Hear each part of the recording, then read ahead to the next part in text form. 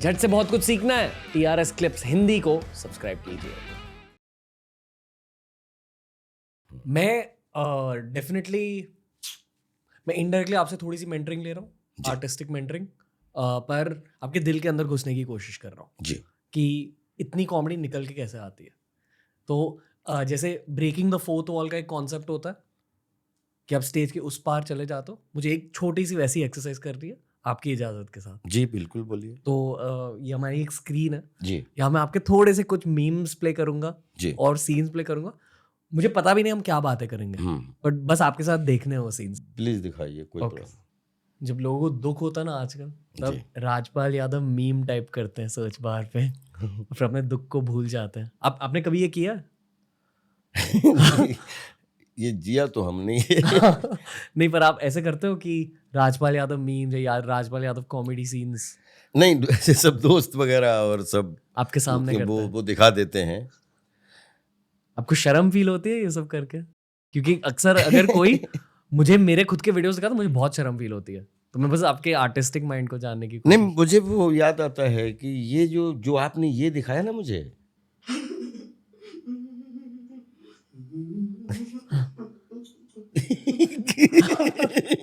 अगर आप देखो कि पहले तो शॉक और फिर कि अच्छा हुआ कि मतलब ये तो बोल रहा है, नहीं ये बोल क्यों रहा है, ये तो गूंगा था ना, और फिर इसने मुझे मूर्ख बनाया और फिर उसके बाद मैं हंसूं कि रोऊं। ये ये जो इमोशन है ना, जी।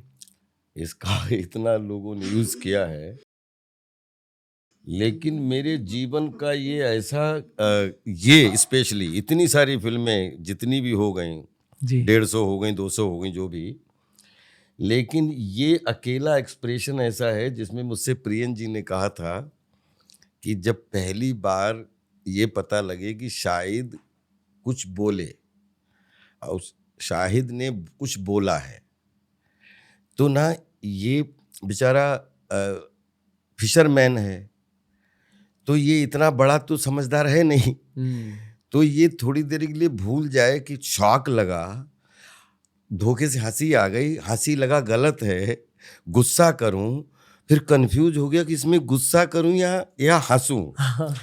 तो 4 एक्सप्रेशन 1 2 3 4 हाँ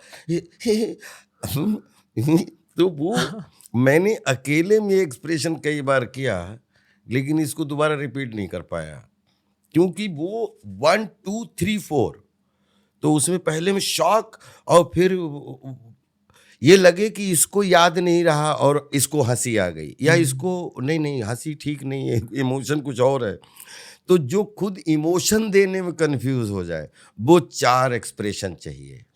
और वो खैर पहले टेक में हो गए थे और टचवुड फिर मैंने अकेले में कई बार ये करने की कोशिश की, लेकिन मुझसे हुए नहीं फिर बाद में। तो फिर टेक कैसे हुआ? टेक तो हो गया था क्योंकि तैयारी इतनी अच्छी थी, वही तैयारी कि आप देखो इसमें 4 इमोशन हैं। ठीक है, और शो है नेक्स्ट वन अभी? ये क्या हो रहा है यहाँ? मुझे सब आता है, मैं एक्सपर्ट हूँ, मैं एक्सपर्ट हूँ। ये बहुत बड़ा मीम बन चुका है। हाँ ओके। अच्छा, ये उस समय कर गया था, लेकिन जब हमने मीम में कई बार देखा तो मुझे लगा कि यार ये उस समय बोलते हैं ना कि शूटिंग के दौरान कुछ एक्सप्रेशन है ऐसा जो मुझे भी अच्छा लगा ये। ठीक है, नेक्स्ट। मुझे सब आता है, मैं एक्सपर्ट हूँ, मैं इसे सब सिखा दूंगा।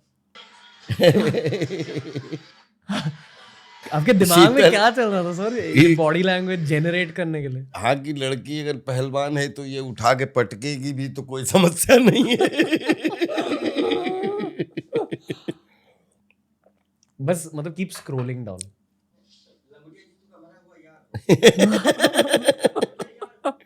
कैसा फील होता है ये सब देख ये कैरेक्टर ऐसा था, ये कैरेक्टर ऐसा था कि जो मतलब प्रियन जी जाने उन्होंने कैसे की, लेकिन प्रियन जी ने ये कैरेक्टर जिस दिन दिया था, बोले राजपाल ये कैरेक्टर आपको बहुत प्यार मिलेगा देश दुनिया से, ये बात है, और बोले कि हर सीन एक क्राफ्ट है और कहानी का है। तो आई थिंक वो धीरे से जो प्रियन जी ने कैरी करवाया। वो और आपके लिए कैरेक्टर्स लिखते थे? वो नहीं, उनकी फिल्मों का जो एंटरटेनिंग फिल्में उन्होंने बनाई हैं, तो वो उनके परेश जी हों या राजपाल हों या अक्षय जी हों या सुनील अन्ना हों या मनोज जोशी हों या और भी बहुत सारे जितने भी एक्टर, असरानी जी से लेके, तो वो प्रॉपर उनके दिमाग में पूरा क्राफ्ट हर कैरेक्टर को लेके होता था, सब एक्टर को लेके। और इसमें प्रियन जी का ही ज़्यादा धमाल है ये।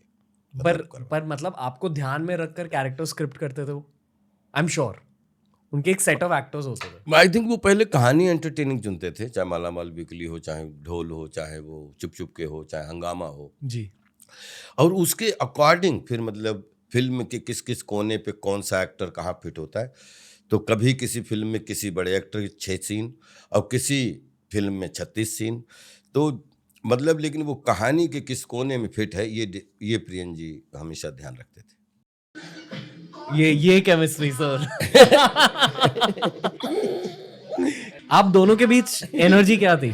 ये हमारा एक्चुअली इस तरीके का ही रिश्ता है, मतलब एक दूसरे को, क्योंकि बहुत प्यारी रिलेशनशिप है इस तरीके, क्योंकि कुछ एक दूसरे से एफर्टलेस जो भी सीन जीते हैं जी। और जितने जिए, तो हमेशा एफर्टलेस, कोई बीच में ये भूल जाते हैं 2 एक्टर काम कर रहे हैं, हमेशा लगा कि 2 दोस्त या 2 मतलब कला के स्टूडेंट्स और कुछ अच्छा करने की कोशिश कर रहे हैं, तो वो कई सारी फिल्मों में अलग अलग वो केमिस्ट्री निकल के भी आई है हमारी। उन्हें कभी दुखी देखा आपने?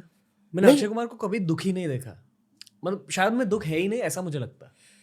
नहीं, गंभीर रहते हैं, गंभीर तो देखा और हंसी मजाक भी करते हुए देखा, लेकिन मुझे लगता है कि एक्टर दुखी लगने से दुख निकलना नहीं है, और हंसने से जो है वो फायदा ही फायदा है। तो मैंने दुखी तो नहीं देखा, क्योंकि मैं खुद दुखी दिखाने की कोशिश से बचता हूँ, और सेट पे क्या दुख, जो कर्म है उसको बेहतरीन तरीके से जिए हंसते खेलते हुए, वो ज़्यादा इम्पोर्टेंट है।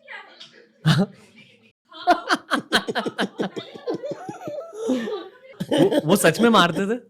नहीं, मारते नहीं थे। सेफेस्ट, मतलब आज तक जितनी मैंने एक्शन की है, मतलब ही इज द सेफेस्ट गाय, मतलब कभी भी एक अक्षय भाई, सुनील भाई, ये सब लोग जिन लोगों से काम किया, तो हमेशा एक्शन में कभी मतलब हमेशा चोट से हमेशा बचे, और हमेशा ज़्यादातर सब कॉमिक एक्शन ही फिल्में की हैं ज़्यादातर, देखा सबके क्लाइमेक्स, सब कहीं कोई लटका है, कहीं कोई, लेकिन टच वुड। मेरी आपकी favourite performance for me is वक्त। हाँ, अरे वो एक अलग, कम लोग बात करते हैं जी जी। और ये पता है मेरी फेवरेट परफॉर्मेंस क्यों है, क्योंकि ये शायद मेरी लास्ट फिल्म थी जो मैंने मेरे दादाजी के साथ थिएटर में देखी। हाँ, अरे तो उन्हें ये वाली सीन बहुत अच्छी लगी। हाँ, मतलब जब ये टीवी पे भी चलती थी, we used to wait for your appearance. ये नट्टू भाई है।